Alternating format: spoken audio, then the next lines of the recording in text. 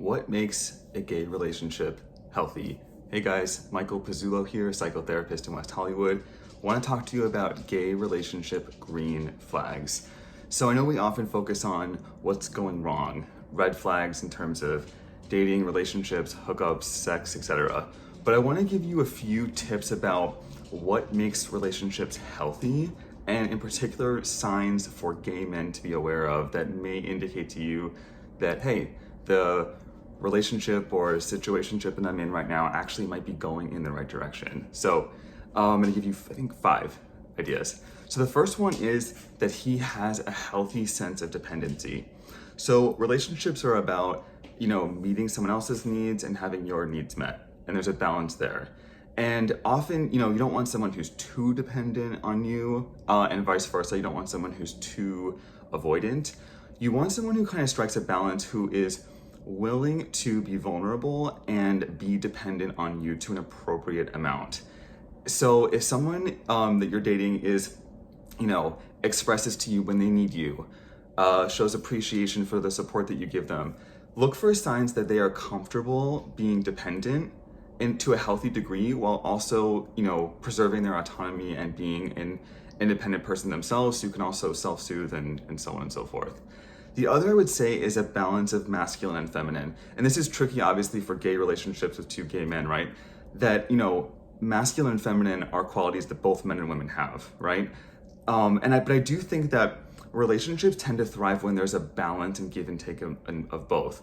So, thinking about how are the feminine qualities showing up, for example, like nurturing and caring and soothing, and also the masculine qualities about, protecting and providing. Just because it's 2 men, you want to think about how are these 2 really intrinsic parts of the human experience being, there's like an ebb and flow between the 2 people, even though they're of the same sex. The third one would be is that they welcome criticism. That not only are they not averse to feedback, but they actually like it. They're curious to hear your perspective about them. They want your opinion. They want to grow. They want to learn. They're not defensive. You want someone who's interested in growing with you. And again, it's not necessarily that they're, begging for your feedback 24 hours a day, but that they're open to, growing and learning and evolving. I think that's a really strong characteristic of someone who has a good sense of self-worth and is interested in leaning into the relationship. And then the last one I would say would be, the fourth one would be, and I think this is probably the most important, is that they have a strong sense of self. So someone who knows who they are. I think I've talked about this before, but we often get into a relationship with someone who down the road feels almost like a different person. And it's not really that they are, it's just that when we met them, they hadn't quite landed on understanding themselves. And so down the road they do, which is great, but they might actually now appear and act a little differently than they did in the beginning. And someone who has a strong sense of self, of course, they're also gonna evolve and grow and expand, but the changes are not gonna be as dramatic because they really have found the core sense of who they are, which is, their identity that's pretty fixed throughout their lifetime. So thinking about, am I with someone who has a strong sense of self? And then this one, in terms of priorities, I think is important. Finding someone who prioritizes both long-term and short-term satisfaction. And this is a human conundrum, right? Like, we all like to feel good now.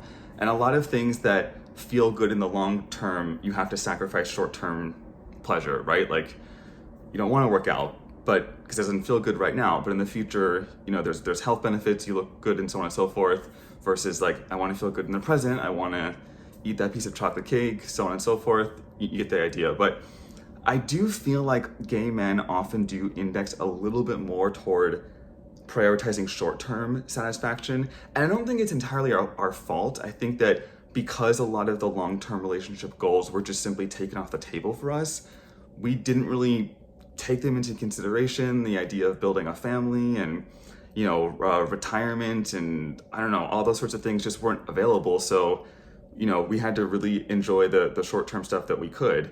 But now we do have the ability to do those things. So making sure that you're with someone who shares your values, but prioritizes both. Like, they have fun, but they also have a goal for the future, I think is gonna be quite important. And then the last one, and this is again universal, not just to gay men, but that they like you, not the potential you. I think so often, and this is, I think for all relationships, people either accept you for who you are or who they think you could become. And I think the latter is very problematic. So I think it's really important to love and accept the person for who they are at that exact moment that you're with them, or not. But the idea that, I like them kind of, but I want them to become this vision that I have in my mind of them, I think that's a setup for disappointment. And because they might not turn into that person. You might think like, oh, they're not successful now, but if I just push them a little bit, they'll develop a business and we'll be rich. Like, it's possible, but they might not want to.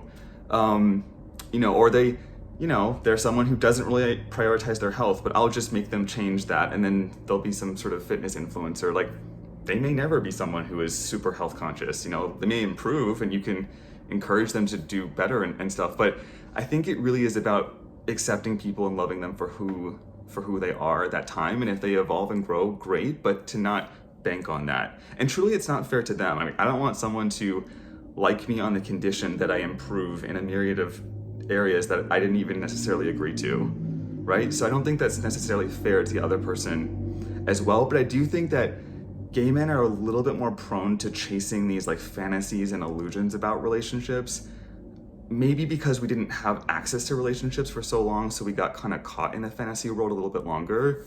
Who knows? But I do think it's a trap and it's a setup for disappointment. So I would caution men against doing that. So those are my few tips, green flags, we're calling them. I think I did about 6. So let me know your thoughts. I'm really curious, like, what you found as a gay man has made your relationship successful. And again, I know we focus so much on things that go wrong and that we want to improve, and that's a good thing, but let's focus on like the positive stuff and the wins. Like, what do you notice is healthy in your relationships, past or present?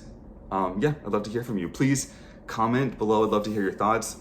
Subscribe to my channel if you want to hear more content about gay men, mental health, therapy, and if you want to talk to me directly about, if you have any questions or you want to work together, I'll put my link in the description and you can book a consult with me. So appreciate you checking out my video. Thanks, guys.